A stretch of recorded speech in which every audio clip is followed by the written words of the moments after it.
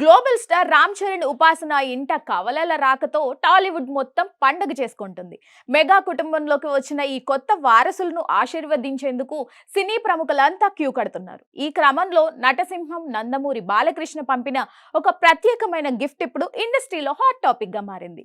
Mega వారసుల కోసం బాలయ్య ఎంపిక చేసిన ఆ కానుకల్లో సాంప్రదాయం ఉట్టిపడ్డం విశేషం. సాధారణంగా బాలకృష్ణ రామ్ చరణ్ మధ్య మంచి స్నేహం ఉంది. ఆ అభిమానంతోనే బాలయ్య ఈ కమలల కోసం ప్రత్యేక కానుకలు పంపించారని సమాచారం.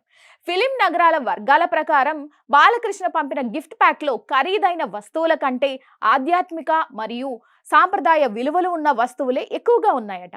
పిల్లలు ఆరోగ్యంగా ఉండాలని కోరుకుంటూ తిరుమల శ్రీ వెంకటేశ్వర స్వామి వారి ప్రసాదాన్ని మరియు స్వామివారి పటాన్ని బాలయ్య పంపించినట్లుగా తెలుస్తోంది. దైవభక్తి మెండుగా ఉండే బాలయ్య చిన్నారులకు దేవుడి ఆశీస్సులు ఉండాలని ఇలా చేశారు.